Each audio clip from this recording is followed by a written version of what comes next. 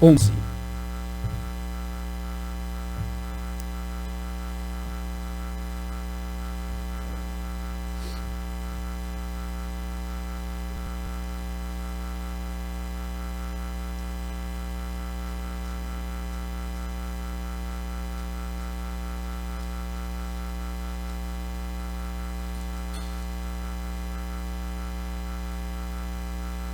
À medida que os irmãos forem encontrando, eu convido aqueles que podem a colocar-se de pé em reverência à palavra do Senhor. Oséias, capítulo de número 11.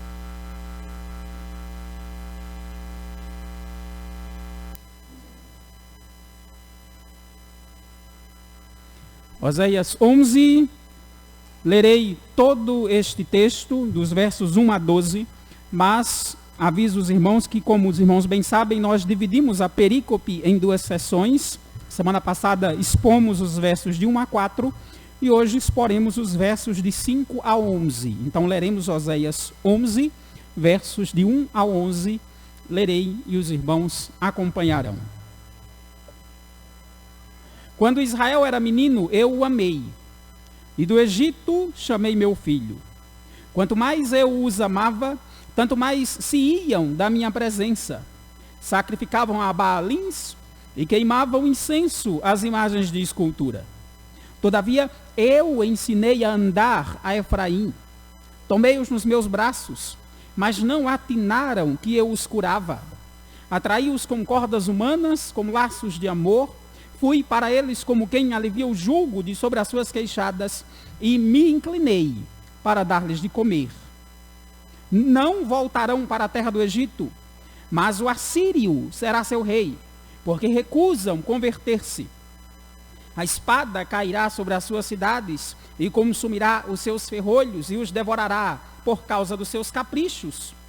Porque o meu povo é inclinado a desviar-se de mim, e se é concitado a dirigir-se acima, ninguém o faz.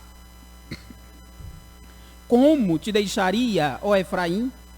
Como te entregaria, ó Israel?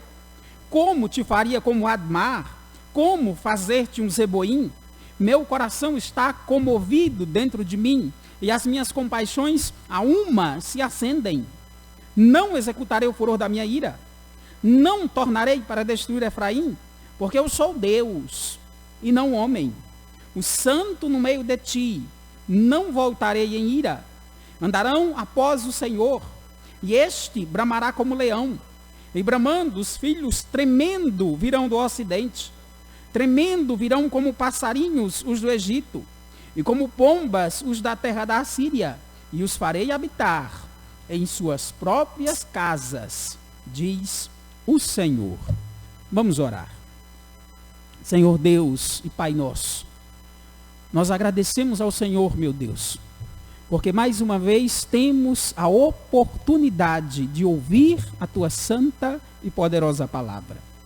Mais uma vez o Senhor nos agracia com o privilégio de abrir as Sagradas Escrituras e saber que as Sagradas Escrituras é a Tua palavra, viva, eficaz, mais cortante do que qualquer espada de dois gumes.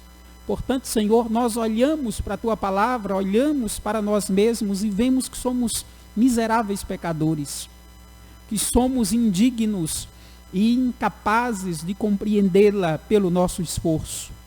E é por isso que nós imploramos a Tua misericórdia. Imploramos que o Senhor aplique a Tua palavra aos nossos corações. Que o Senhor nos dê condições de ouvir, de crer. Que o Senhor destape os nossos ouvidos e nos dê sensibilidade espiritual para ouvir a voz do nosso Salvador nas Sagradas Escrituras. Fala com o Teu povo essa noite, Senhor. Fala com a Tua igreja que aqui se reúne. É em Cristo que nós te oramos. Amém. Podeis assentar, irmãos. Como vimos semana passada, toda esta perícope, os versos de 1 a 11, é considerado pelos estudiosos como um dos capítulos mais belos de todo o Velho Testamento. Na verdade, ele é conhecido como o capítulo onde Deus demonstra de forma mais clara o seu amor em todo o Velho Testamento. Nessa sessão, diferentemente dos capítulos anteriores, Oséias não trata Israel como uma esposa rebelde, mas agora trata Israel como um filho. O problema é que este filho é rebelde, é desobediente, é obstinado. Deus o amou, Deus o chamou, Deus o sustentou, Deus os ensinou a andar, Deus os abençoou. O problema é que quanto mais Deus chamava, mais o povo se afastava. Ao invés de reconhecer que suas bênçãos, era fruto da graça de Deus, eles não atinavam, ou seja, não reconheciam que era Deus que os curava. Mas Deus nunca permitiu que esse povo se afastasse demais. Ele diz: atraí-os com cordas humanas, com laços de amor, sinônimo de disciplina. O povo se afastava de Deus, Deus os chamava, o povo se afastava, Deus aplicava a disciplina e o povo voltava pedindo perdão. Se você quer entender isso melhor, leia o livro de Juízes e você vai descobrir o que é laços de amor. Mas, como dissemos também, queridos, o que o Senhor fez nesses primeiros 4 versos?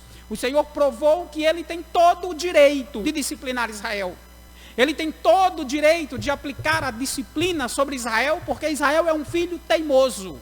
É um filho rebelde, é um filho obstinado e que não ouve a voz do seu pai. Então Deus tem todo o direito de lançar a sua disciplina sobre seu filho. Por isso exporemos esse texto, os versos de 5 a 11, à luz do seguinte tema. Ouçam bem: o Senhor disciplina seus filhos, mas promete restauração. Repitam comigo: o Senhor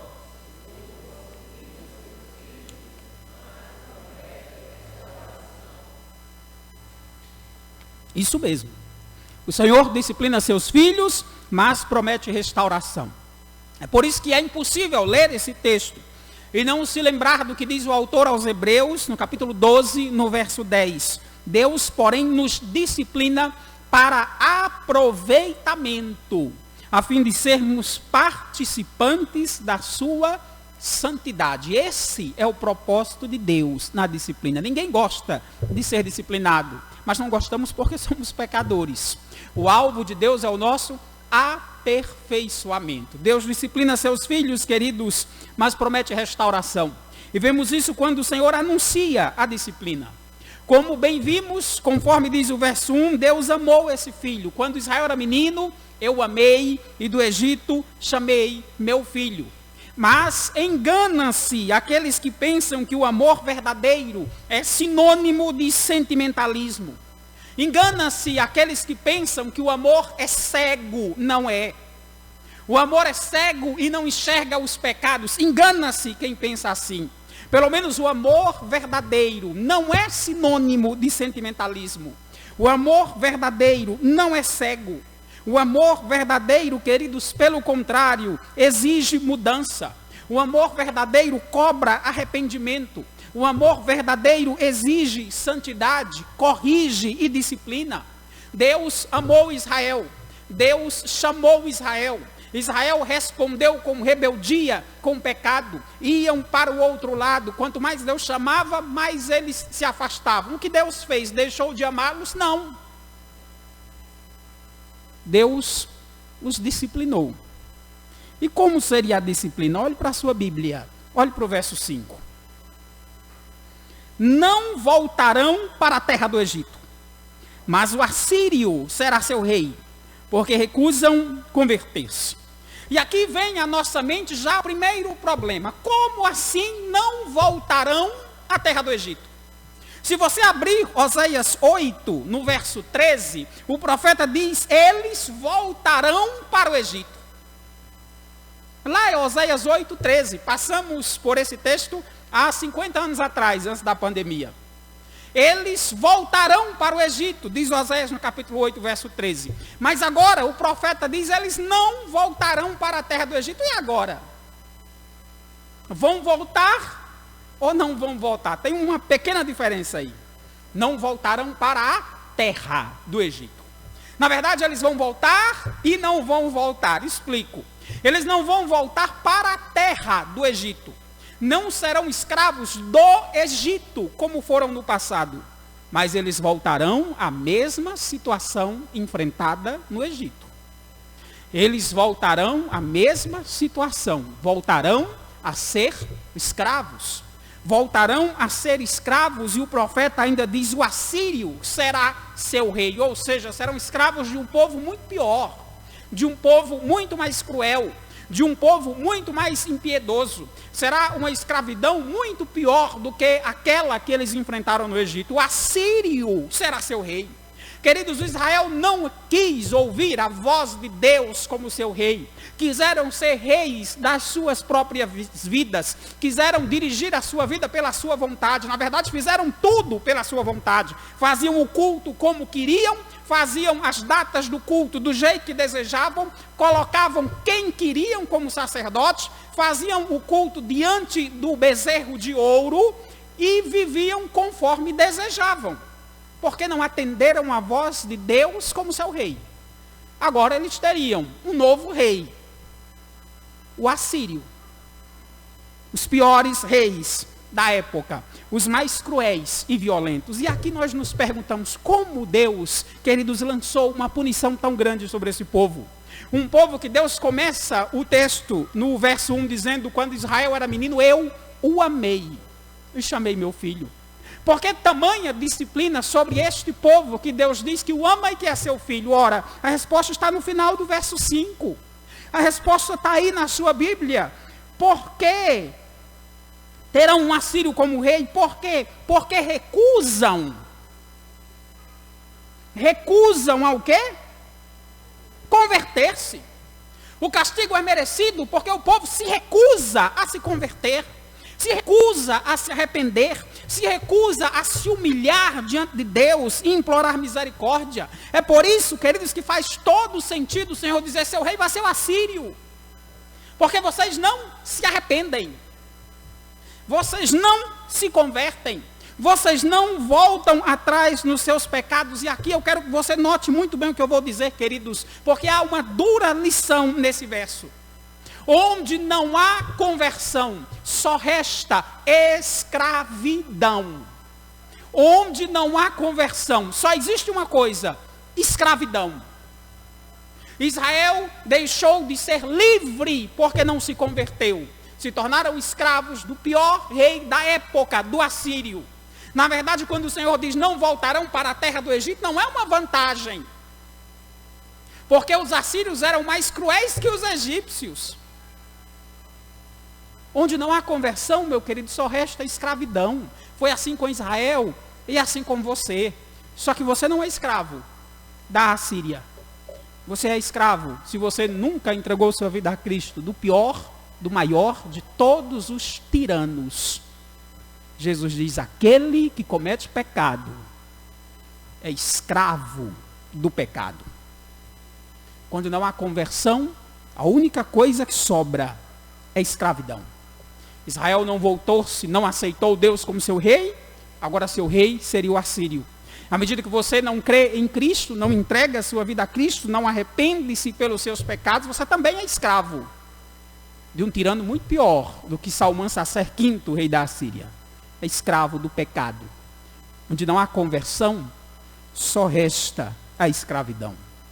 E que sofrimento esse povo enfrentaria na escravidão? Olhe para o verso 6, olhe para a sua Bíblia. A espada cairá sobre as suas cidades, consumirá os seus ferrolhos e os devorará. Por quê? Por causa dos seus caprichos. Oséias não tira o pé, irmãos, e não alivia para a situação do povo. A espada cairá sobre as suas cidades. Qual será a tragédia? Vai ser uma inundação? Que nada. Vai ser um terremoto? Não. Vai ser seca ou fome? Não. Vai ser humilhação civil e militar. Vai ser guerra. A espada vai consumir, vai devorar as suas cidades. E aí você vai me perguntar: pastor, por que a espada vai devorar as cidades? Ora, Oséias 8,14. Porque Israel se esqueceu do seu Criador e edificou palácios. Israel se esqueceu de Deus e confiou nos seus templos, nos seus palácios, na sua cidade, nas suas muralhas. Sabe qual seria o resultado? eles serão escravos do assírio, e não vai ser por causas naturais, não vai ser uma enchente, não vai ser um terremoto, não vai ser uma grande seca, não, é na espada mesmo, é na guerra. Deixaram de confiar em Deus, confiaram nas suas grandes cidades, resultado, suas cidades serão devastadas. Deixaram de receber a Deus como seu rei, começaram a viver governados pelo seu coração. Qual vai ser o resultado? O assírio será seu rei. Recusaram a liberdade de andar em comunhão com Deus, serão escravos. É isso que resta para aqueles que viram as costas para Deus, queridos. É aquilo que sobra para quem não volta-se para os caminhos do Senhor. E o Senhor ainda faz mais uma advertência, olha o verso 7. Porque o meu povo é inclinado a desviar-se de mim. Se é concitado a dirigir-se acima, ninguém o faz. Embora o Senhor esteja anunciando juízo sobre esse povo, embora o Senhor esteja acusando esse povo de ser inclinado a se desviar, ou seja, esse povo não volta, não se arrepende. Ele se inclina naturalmente ao pecado, sinônimo de depravação total. Esse povo tem uma tendência natural para pecar. Esse povo tem uma tendência natural para se desviar. E quando é concitado a dirigir-se acima, ou seja, quando é aconselhado, ensinado, quando ele ouve a pregação que deve buscar a Deus, alguém busca? Não. Ninguém o faz. Mesmo quando ouve a palavra de Deus e ouve o conselho de voltar-se para o Senhor, ninguém o faz. Notem, o tom é de acusação, é de ameaça, mas a misericórdia é nesse mesmo verso. Apesar do povo estar se rebelando contra Deus, como o Senhor o chama? Meu povo. Meu povo. Meu povo é inclinar-se a desviar-se de mim. Ou seja, meu povo é tão corrompido, é tão depravado, que eles têm uma inclinação natural para pecar. Eles viram-se para o pecado com muita facilidade. E mesmo quando ouvem que devem voltar-se para Deus, eles não o fazem, embora sejam meu povo. Deus, queridos, ainda reconhece que está em aliança com eles, coisa que o povo não está disposto mais a reconhecer. O povo já se virou para o bezerro de ouro, o povo já se virou para Baal, o povo já se virou para Acera, a rainha dos céus, mas Deus ainda está em aliança com eles. E aqui surge uma pergunta que não quer calar. Por que Deus faz tanta questão de demonstrar que o sofrimento desse povo é fruto da sua falta de arrependimento, eles não se convertem, e por causa dos seus muitos caprichos e da sua teimosia em não ouvir a palavra de Deus? Por que Deus faz tanta questão de mostrar que o sofrimento desse povo é fruto da sua teimosia e dureza no coração? Por dois motivos. O primeiro é que, fazendo isso, Deus reafirma a sua justiça punitiva. O pecado tem que ser punido. O pecado tem que ser cobrado. O pecado tem que ser pago. Deus chamou esse povo, Deus amou esse povo, mas Deus não faz vista grossa para o pecado. Engana-se aqueles que dizem, Deus ama o pecador e odeia o pecado. Não existe pecado sem pecador. Não existe pecado sem pecador. Pecar é a transgressão da lei de Deus. Se não houver quem transgrida, a lei não seria transgredida. Deus chamou, Deus amou, mas Deus não faz vista grossa ao pecado. Esse é o primeiro motivo. O segundo motivo pelo qual o Senhor reforça tanto essa informação, é fruto da rebeldia do povo, do pecado do povo, dos caprichos no coração do povo, é que fazendo isso o Senhor mostra o seu objetivo quanto à disciplina. Qual é o objetivo de Deus? É que esse povo se arrependa. É que esse povo volte-se para Ele. Esse é o segundo motivo. O propósito de Deus é mostrar a esse povo que eles sofrem porque não se arrependem, porque não imploram o perdão, porque não buscam a misericórdia do Senhor. Queridos, engana-se quem pensa que Deus, quando disciplina seus filhos, deixou de amá-los, ou os abandonou. É o contrário.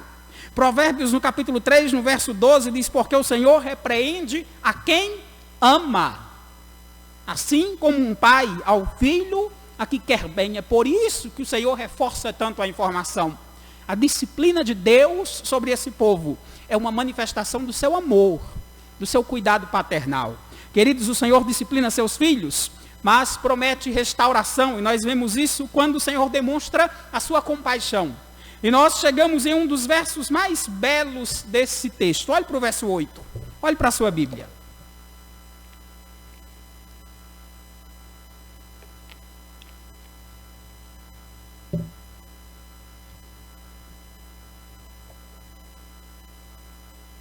Olha o que diz a Escritura. Como te deixaria, ó Efraim? Como te entregaria, ó Israel? Como te faria como Admar? Como te faria Zeboim? Meu coração está comovido dentro de mim, e as minhas compaixões a uma se acendem. E esse verso é muito rico, queridos, e é muito profundo. Notem, o profeta começa: como te deixaria, ó Efraim? E preciso dizer que a tradução da nossa Bíblia não é boa. E não é boa por dois motivos. Primeiro, porque a melhor tradução é: como posso desistir de você, Efraim? Essa é a melhor tradução. Como posso desistir de você, Efraim? Tem outro detalhe. Não é com uma interrogação. Não é uma pergunta. Mesmo que fosse uma pergunta retórica, não é uma pergunta. É uma exclamação, ou seja, é um lamento do Senhor. Assim como Jeremias lamentou no livro de Lamentações o terrível destino do seu povo, aqui o próprio Deus lamenta o destino de Israel. É muito profundo, queridos, porque manifesta os sentimentos de Deus, o lamento de Deus para com seu povo. Metaforicamente, poderíamos dizer que é como se Deus estivesse preocupado e perturbado com o juízo que Ele mesmo vai lançar sobre Israel. Como posso desistir de você, Efraim? Efraim era a principal tribo de Israel que representava todas as outras. Era em Efraim que ficava a capital, Samaria. Como posso desistir de você? Deus se comove por dentro, inclusive o final do versículo diz isso. Olha o final do verso 8: as minhas compaixões a uma se acendem. Meu coração se incendeia por vocês. Meu coração se derrete por vocês, poderíamos dizer. Como eu posso desistir de vocês? E por que isso é profundo, queridos? Porque esse verso é tão maravilhoso. Ora, porque ele mostra primeiro que Deus não é um juiz frio, impetuoso. Deus não deixa o pecado impune, mas como ele mesmo diz em Ezequiel, ele não se alegra na morte do ímpio. Ele não se alegra no fato de muitos irem para o inferno, embora ele os mande para o inferno, porque não se arrependem.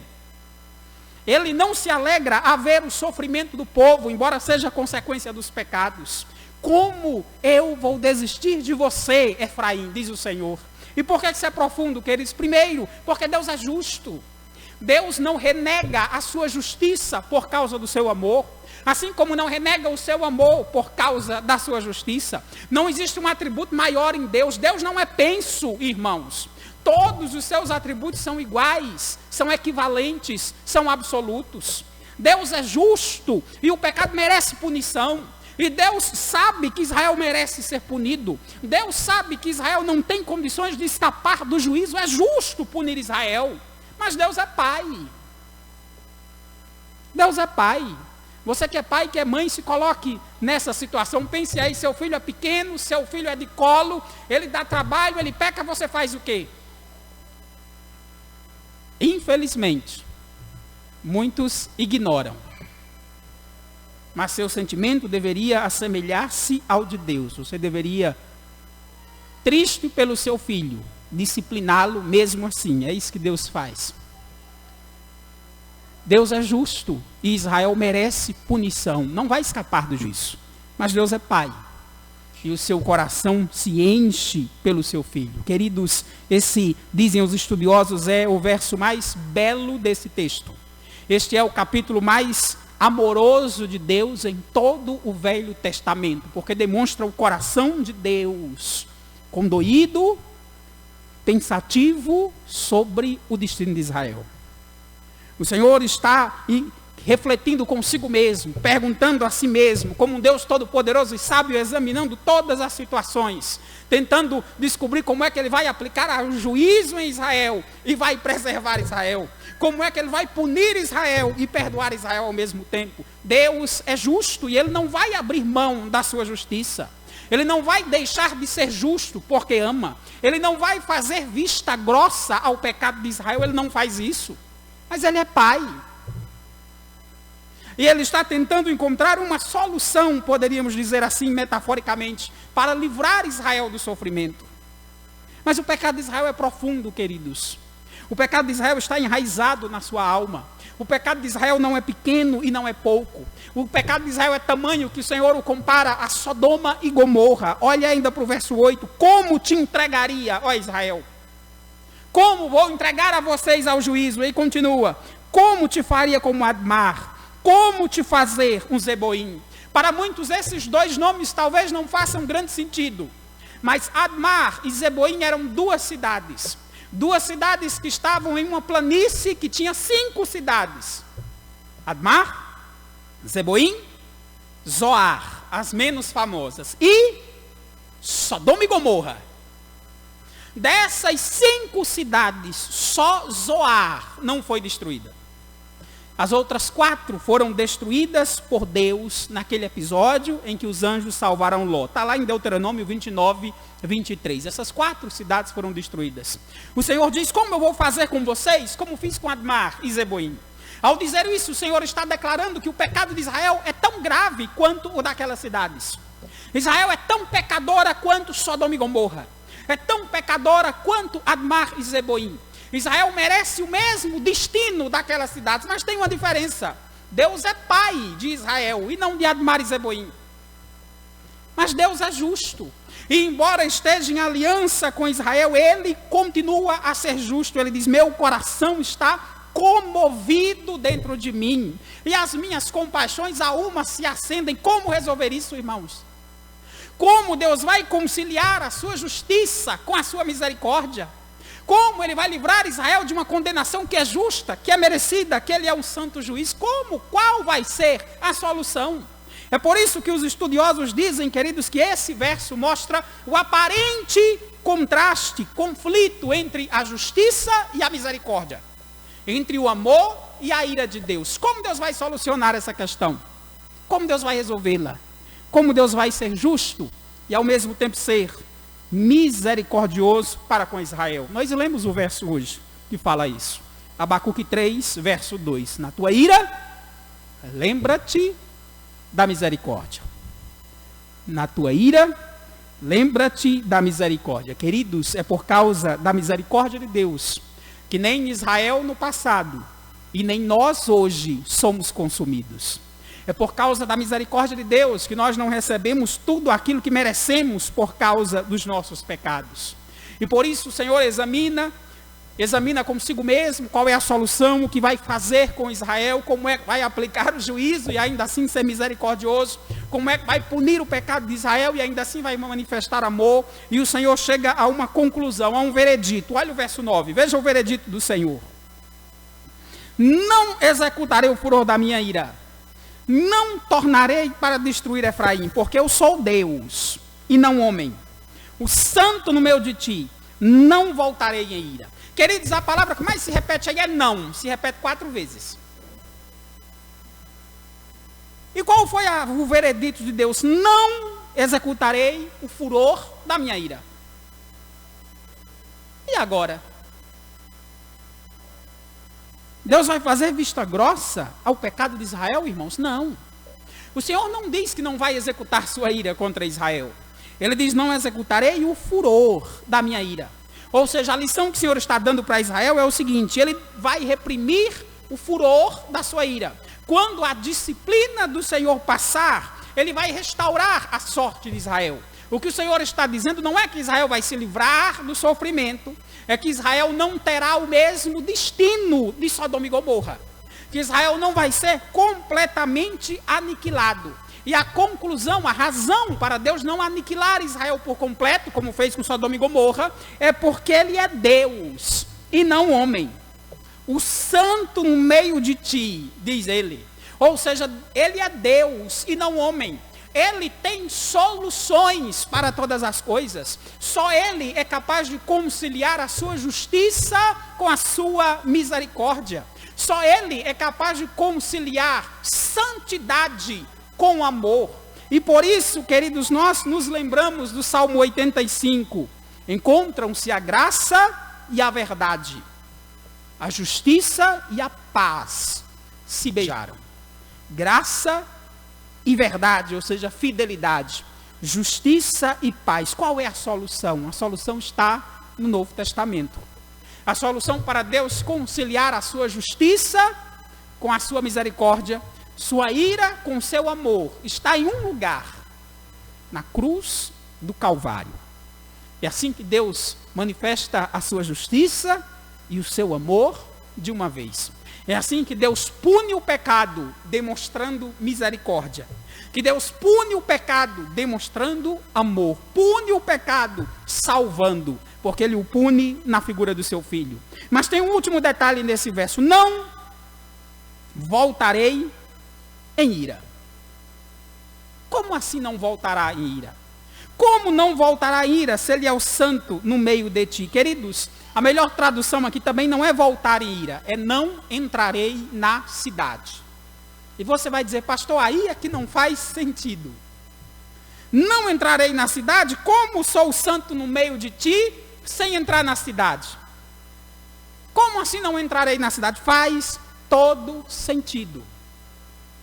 O Senhor disse, no verso 8, que não faria com Israel o que fez com Admar e Zeboim, ou seja, não lançaria sobre eles o mesmo castigo que lançou sobre Sodoma e Gomorra. Qual foi o castigo que Deus lançou sobre Sodoma e Gomorra? Deus os consumiu com fogo, tá, é verdade. Mas em Gênesis 18, a partir do verso 20, nos diz que os pecados de Sodoma e Gomorra, e certamente de Admar e de Zeboim, daquelas 4 cidades, chegaram até Deus no céu. E Deus, diz lá o texto de Gênesis, desceu para examinar a cidade. E ao descer para examinar a cidade, para esquadrinhar a cidade, o que é que acontece com qualquer lugar que Deus vier esquadrinhá-lo? O que acontece com qualquer um que Deus vai avaliar se ele tem ou não pecado? Qual é o veredito? Deus veio avaliar Sodoma e Gomorra, e o resultado foi destruição. Queridos, Deus não entrar na cidade é uma demonstração da sua misericórdia. Ele diz, eu sei como está Samaria, eu sei como está Samaria, mas eu sou Deus e não homem.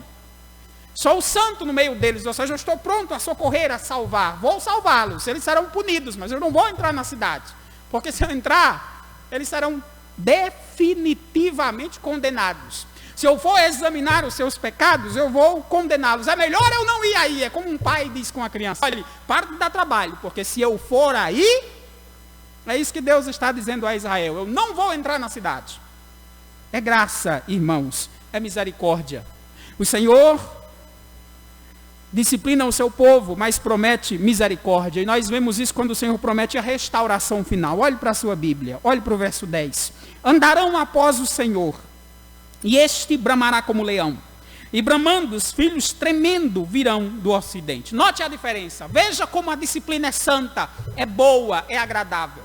No verso 2, Oséias diz o seguinte, que quanto mais Deus chamava, tanto mais o povo se ia da sua presença. Pelo contrário, sacrificavam os baalins e queimavam incenso às imagens de escultura. Isso antes da disciplina.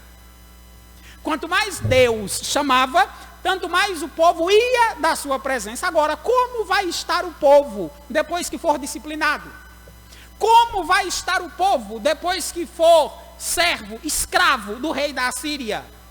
Como eles vão ficar quando o Senhor os chamar? Olha o verso 10.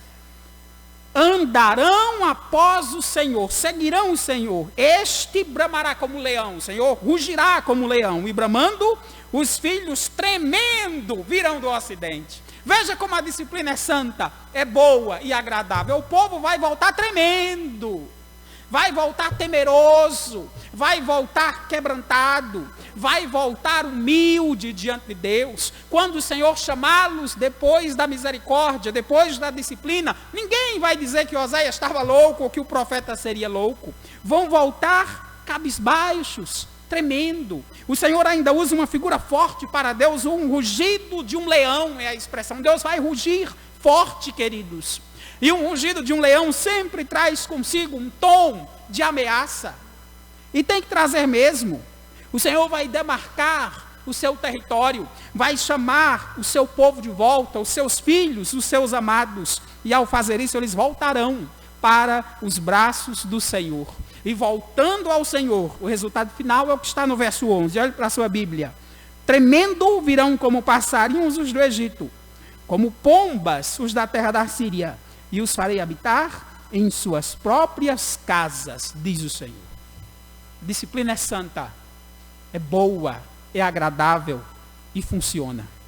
Antes da disciplina está o povo virando as costas para Deus, não atinando, não reconhecendo que é Deus quem o cura. Está o povo teimosamente nos seus caprichos, seguindo os seus passos. É assim que está o povo antes da disciplina. E depois, quando ouvem a voz de Deus, eles voltam tremendo para os braços do Senhor. Eles voltam tremendo e o Senhor os faz habitar em suas próprias casas. Aqui é sinônimo de vocação eficaz. Aqueles que Deus amou e chamou são pecadores. Aqueles que Deus amou e chamou são teimosos, são obstinados e por isso são disciplinados. Mas o Senhor os traz para si, os traz ao ouvir a sua voz e os faz habitar na sua presença, nas suas casas. Queridos, que aplicação podemos tirar para as nossas vidas desse texto? A primeira coisa que nós devemos nos perguntar é por que tanto sofrimento para aquele povo? Um povo que Deus diz que é seu filho. Um povo que Deus diz que o ama. E por que sofrem tanto? Porque o final do verso 5 nos diz: porque recusam a se converter. O sofrimento é consequência do pecado deles. É fruto da sua dureza de coração. É fruto da sua obstinação em não ouvir os profetas. É fruto do seu pecado de não ouvir a voz de Deus. A solução, queridos, é voltar-se para Deus. O povo se sentia autossuficiente. E quanto mais Deus chamava, mais eles se desviavam. Quando Deus os abençoava, eles não atinavam que era o Deus, não reconhecia, pensava que era eles. O povo não voltava-se para Deus e era caprichoso em seguir o seu coração. É por isso que eram tão disciplinados, porque se recusavam a se converter. E eu quero que você pense na sua vida. Será que boa parte do seu sofrimento não é a sua recusa em se converter? Será que boa parte do seu sofrimento não é a sua recusa em se arrepender? Às vezes nós pensamos que só o descrente precisa se converter, queridos. Conversão é sinônimo de arrependimento, de humilhação diante de Deus. Será que boa parte do teu sofrimento não é falta de arrependimento? Não falta você se chegar aos pés de Cristo, de Deus, em oração e suplicar misericórdia e confessar o seu pecado? Se converta, se arrependa, porque Deus é Pai, Ele ama seus filhos, mas não se engane, o amor não é cego. Deus não faz vista grossa para o pecado de ninguém. Arrependa-se, confesse o teu pecado. A palavra do Senhor nos diz que aqueles que confessam as suas transgressões, aquele que confessa o seu pecado é perdoado. Quem confessa e deixa encontra misericórdia, diz o sábio em Provérbios. Então arrependa-se pelo seu pecado, confesse a Deus o seu pecado e implore o perdão do Senhor. Talvez boa parte do teu sofrimento seja resultado do teu coração duro, obstinado e rebelde. Boa parte do seu sofrimento seja culpa do seu coração caprichoso em fazer a sua vontade. Arrependa-se diante de Deus. Implore o perdão do Senhor, porque Ele é Pai de todos aqueles que se chegam a Ele com arrependimento e fé. Tem outra aplicação que precisamos fazer e eu queria que você olhasse o verso 8, queridos. Olhe de novo o verso 8. Porque esse verso é profundo e é um daqueles que nós deveríamos nos lembrar sempre.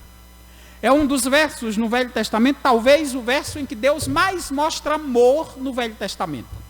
Porque ele fala do coração de Deus falando consigo mesmo, examinando Ele próprio alguma solução para o seu povo.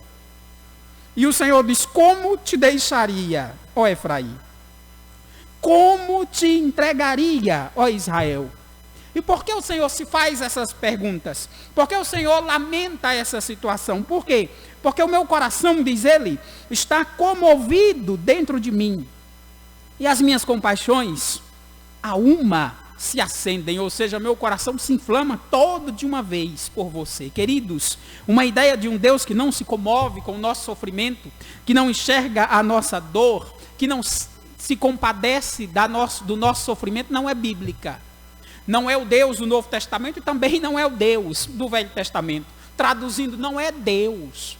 Uma ideia de um Deus que não olha para o nosso sofrimento e não é misericordioso e compassivo quando suplicamos a sua graça, não é o Deus da Bíblia.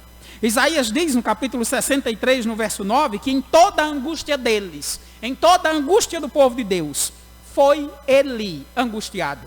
É claro que esse verso liga-se ao sacrifício de Cristo por nós, mas mostra que os nossos pecados, as nossas falhas, o nosso sofrimento, faz com que Deus se compadeça de nós quando imploramos misericórdia. Mas não se engane, queridos, Deus não é controlado por suas emoções. Deus não é controlado pelos seus sentimentos. Ele é soberano sobre tudo, sobre todos, inclusive sobre os seus sentimentos. O seu caráter, que é ao mesmo tempo misericordioso e amoroso, também é ao mesmo tempo santo, justo e revela ira contra o pecado. Os pecados de Israel, queridos, provocaram a Deus, desafiaram a Deus, e agora o Senhor diz: o que é que eu vou fazer com vocês? O que eu vou fazer com vocês? Como é que eu não vou punir vocês? Eu faço o quê? Tá, eu sou o pai de vocês, agora eu sou Deus, eu sou justo. Faz o quê? Deus se compadece, irmãos, mas ele não é controlado pelos sentimentos. E o que isso nos mostra? Isso mostra que a graça não é barata. O perdão custou caro. Como foi que Deus conciliou esse seu sentimento, o seu desejo de demonstrar misericórdia e perdoar, com o seu sentimento e o seu desejo de irar-se e condenar aquele povo? Como foi que Deus conciliou? Não saiu barato. Porque Deus não tem um atributo maior que o outro. Não saiu barato, porque para demonstrar amor, ele teve que punir seu filho. Ele teve que cobrar em Jesus Cristo. Jesus Cristo enfrentou toda a ira de Deus para que pudéssemos receber o amor de Deus. Então, a graça, meu querido, não é barata. Não despreze a graça que o Senhor te oferece na Escritura. Não despreze a oportunidade de perdão. Sabe por quê? Porque aqueles que rejeitam a oportunidade de perdão, aqueles que rejeitam a forma de Deus salvar, a forma que Deus reconcilia a sua justiça com o seu amor, serão condenados. Serão condenados por desprezar tamanho presente. Pedro diz que não foi mediante coisas corruptíveis, como prata ou ouro, que nós fomos resgatados do nosso fútil procedimento. Ou seja, como foi que Deus nos resgatou dos nossos pecados? Não foi com ouro, não foi com prata, foi com algo muito mais valioso e precioso. Sabe com que foi? Com o sangue de Cristo, com o precioso sangue de Cristo, diz Pedro, como o sangue de cordeiro, sem defeito e sem mácula. Não despreze o sacrifício de Cristo. Não despreze a forma que Deus reconcilia o seu amor com a sua justiça. Não despreze a oportunidade que o Senhor te dá de arrependimento. Porque se Ele oferece perdão na sua palavra, e Ele oferece, custou caro para Deus oferecer isso. Para você não custa nada. Para nós não custa nada a salvação. Só precisamos crer e confiar no sacrifício de Cristo. Mas para Deus custou caro. Custou muito caro. Custou tudo que Deus tinha. Custou o melhor de Deus, de verdade. Custou o seu bendito e precioso Filho. Custou o sangue do seu Filho. Então não despreze a oportunidade de perdão. Não despreze a oportunidade de arrepender-se e de implorar a graça. Porque se você rejeitar a oferta de perdão do Senhor, Deus vai manifestar a sua ira. Deus vai puni-lo e vai puni-lo com força. Tem outra aplicação que precisamos fazer, irmãos. E essa está no verso 9. Tem uma expressão que chama muita atenção. Porque eu sou Deus e não homem, diz o Senhor. O santo no meio de ti não voltarei em ira. E acabei de dizer que não voltarei em ira, é melhor traduzido como não entrarei na cidade. E você pensou, refletiu e diz, pastor, ainda não faz sentido. Sabe por quê? Porque embora faça sentido, Deus foi analisar, foi verificar como estava a situação de Sodoma e Gomorra e a destruiu. Como Deus não vai entrar na cidade? Ora, Israel caiu para o Império Assírio ou não caiu? Em 722 eles destruíram a cidade, a capital de Samaria. Então como assim? Não vou entrar na cidade? Como assim não vou destruir a cidade se os assírios destruíram Israel e a cidade de Samaria? Queridos, sim, eu vou lhe dizer, os assírios destruíram Israel. Em 722 a Assíria destruiu Israel e destruiu Samaria, sim. Mas não aconteceu com Samaria o que aconteceu com Sodoma e Gomorra. Deus levantou essa cidade das cinzas na sua graça e na sua misericórdia. Vai dizer que você nunca leu o encontro de uma mulher samaritana, à beira de um cacimbão, de um poço, com um verdadeiro e santo Deus no meio do povo?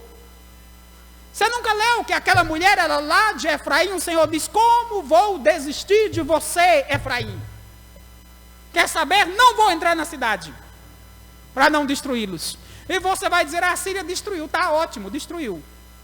Mas no Novo Testamento, nós vemos Deus no meio do povo, o Deus Emanuel, sentado à beira de um cacimbão, conversando com uma mulher que ela é de uma cidade bastante interessante.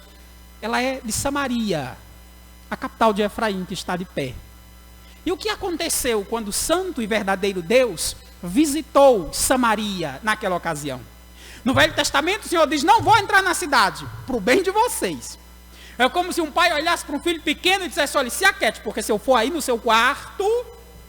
E Deus não veio a Samaria, embora tenha lançado uma severa disciplina. Mas Deus levantou eles das cinzas. E o que foi que aconteceu quando o santo Deus, no meio do povo, Jesus Cristo, foi a Samaria? O que foi que aconteceu lá? Samaria foi destruída? Não, que nada. Abra sua Bíblia em João 4. Vou ler 3 versos apenas. João 4.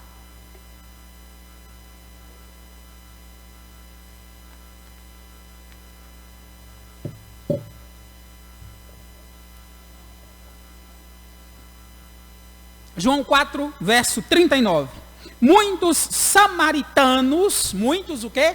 Samaritanos de Efraim, muitos samaritanos creram nele, em virtude do testemunho da mulher que anunciara. Verso 41 agora. Muitos outros creram nele, por causa da sua palavra. E diziam à mulher, já agora, não é pelo que disseste que nós cremos, mas porque nós mesmos temos ouvido e sabemos que este é verdadeiramente o quê? O Salvador do mundo. A Oséias, o Senhor diz, olha, diga a eles que eu não vou entrar na cidade, porque se eu for, eles serão destruídos como Sodoma e Gomorra. Mas depois, o santo e verdadeiro Deus, o Deus Emanuel, Jesus Cristo, veio a Samaria. Veio não para destruir, irmãos, veio para salvar. Como disse o Senhor, como eu vou desistir de vocês, queridos? Deus nunca se esquece do remanescente fiel. Deus nunca deixa de estender a sua misericórdia para os que se arrependem. A disciplina está em cima, a ira de Deus está a ponto de cair, mas aqueles que se arrependem e creem no seu Filho são alcançados. Deus salvou o remanescente fiel. Deus foi em Jesus Cristo a Samaria. E qual foi o resultado? Muitos ali foram salvos e não condenados. Mas isso ainda não é tudo. Você acha que isso é tudo? O Senhor não deixou de mandar a sua palavra a Samaria. E naquele mesmo lugar onde antes era adorado Baal, onde antes os profetas do Senhor tiveram que lidar com a idolatria do povo, lá o Senhor estabeleceu a sua igreja. Atos capítulo 8 diz o seguinte, olha o verso 5. Filipe, descendo à cidade de Samaria, anunciou-lhes a Cristo. E qual foi o resultado? Atos 8,14. Ouvindo os apóstolos que estavam em Jerusalém, que Samaria recebera a palavra de Deus, enviaram a Pedro e João. Como eu vou desistir de você, Efraim, diz o Senhor. como eu vou entregar vocês, Efraim? Samaria era a capital de Efraim. Como eu vou fazer de vocês Admar e Zeboim? É por isso que esse verso é tão belo e é tão comovente. Meu coração se inflama por vocês. Deus é santo, irmãos. E o pecado tem que ser cobrado. Não se engane. Dizer que Deus ama não é o mesmo que dizer que Deus não vai punir, Ele vai. Mas Deus sempre oferece misericórdia ao remanescente fiel. Deus sempre se lembra daqueles que se arrependem, daqueles que estão em aliança com Ele. O Senhor foi a Samaria sim, em Jesus Cristo, não para condená-los, foi para salvá-los. O Senhor enviou sua palavra a Samaria sim, e lá estabeleceu a sua igreja. Como Deus ia esquecer da sua aliança? Como Deus ia esquecer do seu pacto e do remanescente fiel? Aqueles que imploram a misericórdia do Senhor são perdoados, são salvos. Mas tem uma coisa que eu quero que você não se engane essa noite. Não se enganem. O Senhor diz: eu não vou destruir vocês, porque eu não vou entrar na cidade. Não vou entrar na cidade, como entrei em Sodoma e Gomorra. E eles não foram destruídos. Pelo contrário, séculos depois, o Senhor enviou Jesus Cristo, Salvador, para salvar muitos naquela cidade. E enviou os apóstolos para fundar lá a noiva de Cristo, a igreja do Senhor. Mas eu te digo, Jesus, o Senhor vai voltar. Vai entrar na cidade. Vai entrar na nossa cidade. Vai entrar em todas as cidades. Vai entrar em cada uma das cidades. E vai vasculhar, examinar, procurar com lanternas e avaliar o pecado de cada um. Ele não entrou lá e depois ofereceu graça a Samaria. Ainda bem, ele ainda não entrou na nossa cidade, isso mesmo. Ele não entrou ainda no nosso mundo, e isso é manifestação da sua graça e da sua misericórdia. Mas ele vai voltar. Ele vai entrar na cidade. E aqueles que não aproveitaram essa oportunidade de perdão, que não aproveitaram o tempo que Deus tem nos dado antes da sua volta para nos arrepender, para suplicar o seu perdão, para implorar a sua graça, para converter-se ao Senhor, para crer nele de coração, esses que não aproveitarem a oportunidade de perdão hoje, eu te digo, o Senhor vai entrar na sua cidade, vai entrar no nosso mundo e vai te caçar. Por isso te dou a advertência do outro profeta de Sofonias. Ouça só, Sofonias 2, verso 2 e 3. Antes que venha sobre ti o furor da ira do Senhor, sim, antes que venha sobre ti o dia da ira do Senhor, buscai o Senhor, vós todos os mansos da terra, que cumpris o seu juízo. Buscai a justiça, buscai a mansidão, porventura lograreis escondei-vos do dia da ira do Senhor. Ele vai voltar, irmãos. Ele deu tempo a Israel e tem nos dado tempo. Mas ele vai voltar. E ele vai esquadrinhar o nosso mundo. E ninguém vai se esconder dele, pelo contrário. Alguns vão pedir aos montes e aos rochedos que caiam sobre si, mas não vai adiantar. Ele disse a Israel: eu não me esqueci de vocês, eu não posso entregá-los, eu não vou entregá-los, então eu não vou na cidade. E agradeçam. E depois o Senhor enviou Salvador à cidade antes. O Senhor enviou Salvador à nossa cidade também.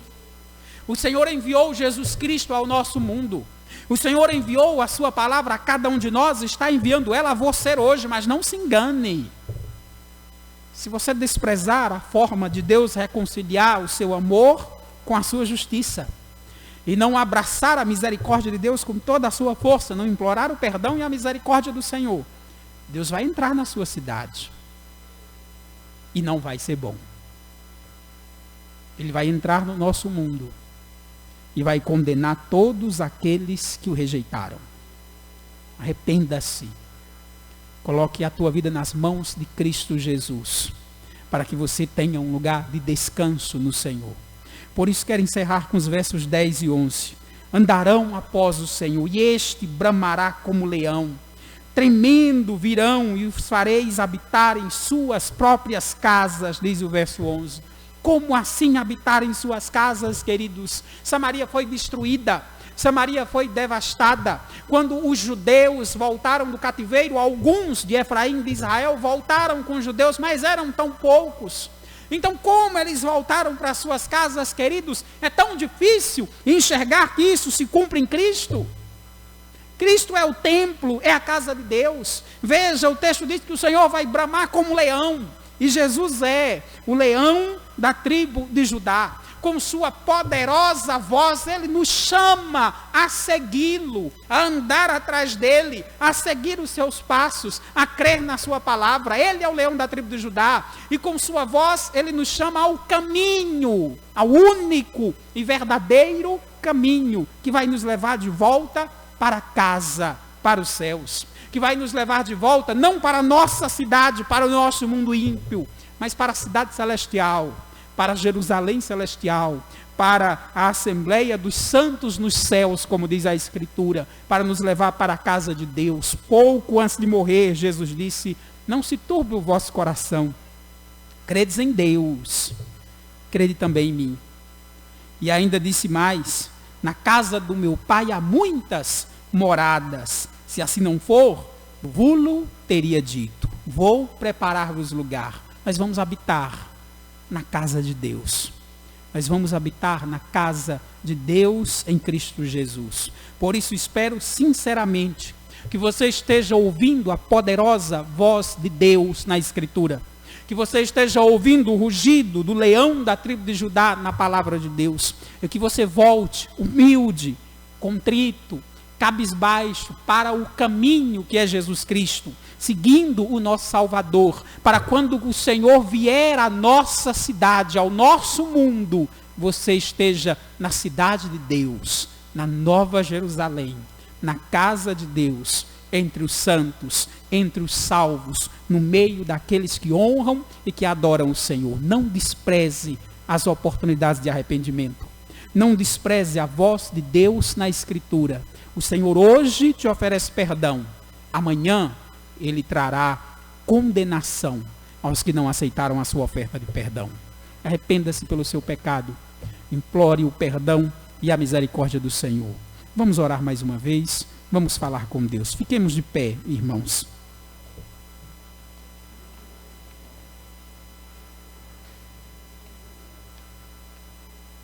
Senhor Deus, Pai nosso, agradecemos ao Senhor, meu Pai, pela Tua graça imerecida. Agradecemos ao Senhor pelas oportunidades de perdão que o Senhor tem nos dado. Agradecemos ao Senhor porque a Tua palavra é viva, é eficaz, é poderosa.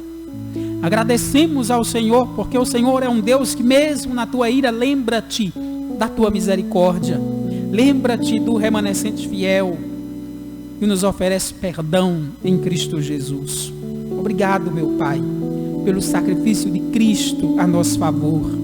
Obrigado porque temos morada segura com o nosso Senhor Jesus Cristo. Obrigado, Senhor, porque quando o Senhor retornar, não estaremos na cidade destruída, mas estaremos na santa cidade do nosso bendito Salvador. Tem misericórdia de cada um que aqui está, Senhor. Para os teus filhos, fortalece a fé, renova a esperança e derrama a tua graça. Para aqueles que ainda permanecem impenitentes nos seus pecados, toca-lhes no coração, Senhor. Toca-lhes com a tua palavra. Restaura o coração de cada um.